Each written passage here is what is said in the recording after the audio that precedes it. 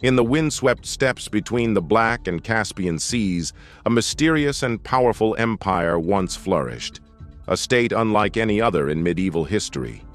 The Khazar Khaganate, a Turkic polity that rose to prominence between the 7th and 10th centuries, became a vital geopolitical player in the Eurasian world. What truly set the Khazars apart, however, was their unprecedented conversion to Judaism, a decision that baffled and intrigued contemporary chroniclers and continues to fascinate modern historians. The Khazars controlled key trade routes, held back the tide of Islamic expansion into Eastern Europe, and played a complex game of diplomacy between Byzantium and the Islamic caliphates. This is the remarkable story of their rise, their conversion, and their ultimate disappearance from the historical stage. The Khazars emerged in the aftermath of the great upheavals that shook Eurasia during the early medieval period. As the Western Turkic Khaganate fragmented in the early 7th century, various Turkic tribes splintered off, including the Khazars, who settled in the North Caucasus and along the lower Volga River.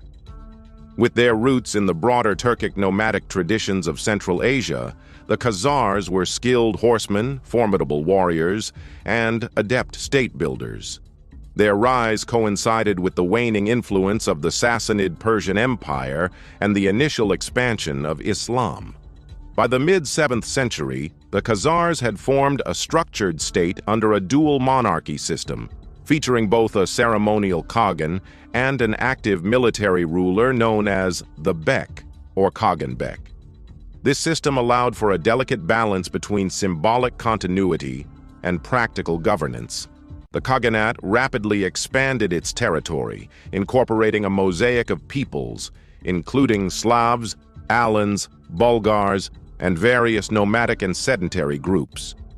The Khazar capital, Itil, located near the Caspian Sea, became a thriving cosmopolitan city with mosques, churches, and synagogues standing side by side, a testament to the Khazars' religious tolerance and strategic pluralism.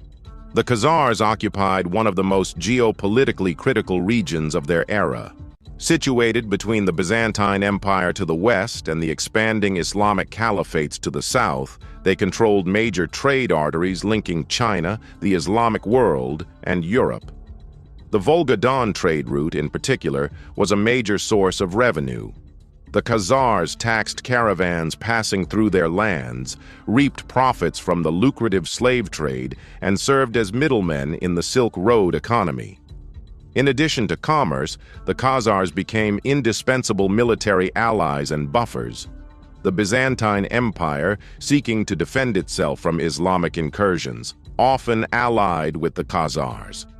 A notable example of this alliance was Emperor Justinian II's marriage to a Khazar princess, Theodora, in the late 7th century. This political marriage not only reinforced the alliance, but symbolized the mutual recognition of power between these two realms. At the same time, the Khazars engaged in intermittent warfare with the Arab caliphates, particularly during the Arab-Khazar wars of the 7th and 8th centuries. These battles, often brutal and protracted, prevented the early Islamic Caliphate from making inroads into Eastern Europe and allowed the Khazars to assert their military prowess. Among all the historical curiosities surrounding the Khazars, none is more debated than their conversion to Judaism.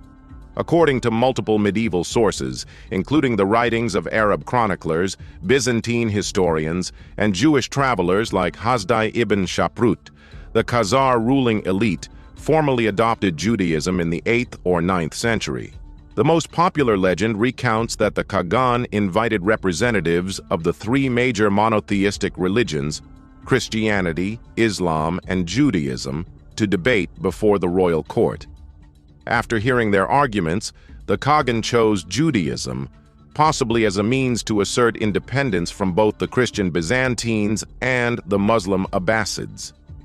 The conversion was likely confined to the ruling class and elite, although some segments of the population may have followed suit. Archaeological evidence, such as Hebrew inscriptions and Jewish artifacts found in Khazar territory, lends credence to this historical claim. The Khazars began using Hebrew script on official seals and engaged with Jewish communities across the Islamic world. This transformation created a unique phenomenon in world history, a Turkic, steppe-based empire that embraced the Jewish faith while surrounded by Christian and Muslim powers. Historians have speculated on the motives behind this conversion. Beyond spiritual considerations, the decision may have been a calculated political maneuver. By choosing a religion not directly associated with the region's dominant empires, the Khazars could assert their sovereignty and maintain neutrality in the face of competing influences. In a world where faith and politics were tightly interwoven, Judaism provided a third path, an identity that was neither Western nor Eastern, but distinctively Khazar.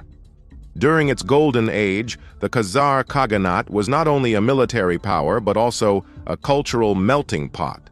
Its capital Itil, rebuilt in the 9th century on the western bank of the Volga, became one of the most important cities in Eastern Europe.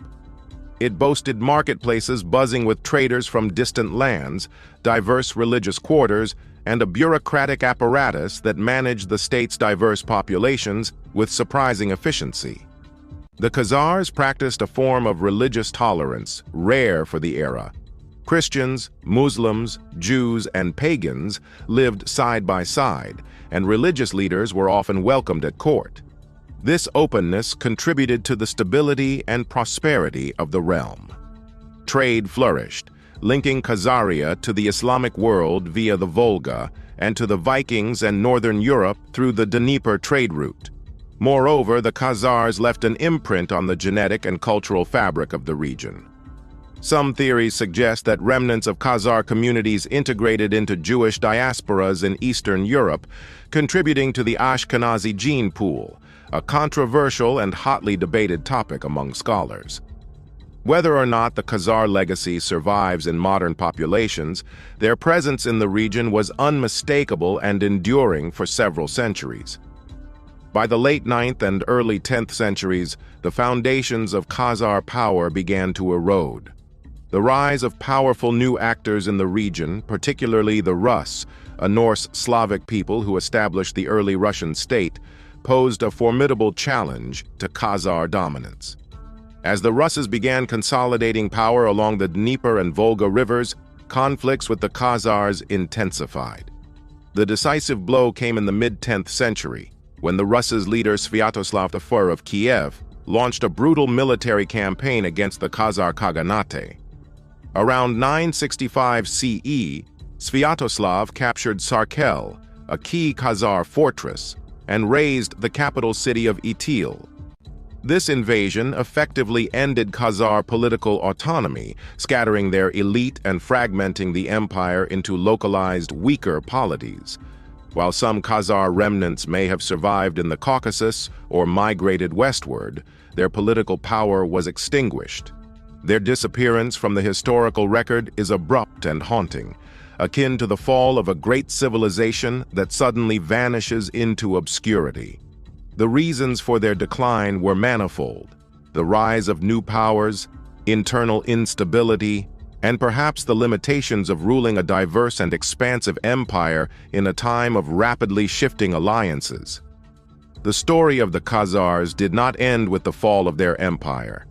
Instead, they entered the realm of legend and controversy. In the medieval Jewish world, the Khazar conversion was a source of pride and hope, a rare instance of a powerful nation embracing the Jewish faith. The correspondence between Hasdai ibn Shaprut, a Jewish diplomat in Muslim Spain, and Joseph, a Khazar king, remains a vivid testament to this unique chapter in Jewish history. In modern times, the Khazar hypothesis has become entangled in debates about Jewish identity, particularly in relation to Ashkenazi origins. Though mainstream genetics and historical research have largely refuted the notion that Ashkenazi Jews are predominantly descended from Khazars, the theory continues to surface in both scholarly discussions and pseudo-historical narratives. Beyond the controversies, the Khazars stand as a remarkable case of cultural fusion, religious experimentation, and political resilience. Their choice of Judaism was not only rare but profound. It challenged the binary world of Christian and Muslim empires and demonstrated the complexity of medieval identity. Their story reflects the volatility and richness of a time when steppe nomads could build empires, when religion could serve both spiritual and strategic purposes, and when forgotten civilizations could profoundly shape the world around them. The Khazar Khaganate occupies a unique space in world history, a Jewish empire forged in the steppes, navigating the treacherous waters of geopolitics between Byzantium and the Islamic caliphates. Their rise to power was marked by shrewd diplomacy, military strength, and cultural adaptability. Their conversion to Judaism remains one of the most extraordinary decisions ever made by a ruling elite. And their fall serves as a reminder of the impermanence of even the mightiest states. Yet the Khazars, though largely forgotten, left behind echoes of a world where identity was malleable, faith was multifaceted, and empires could be built not only by sword and fire, but by belief and cunning.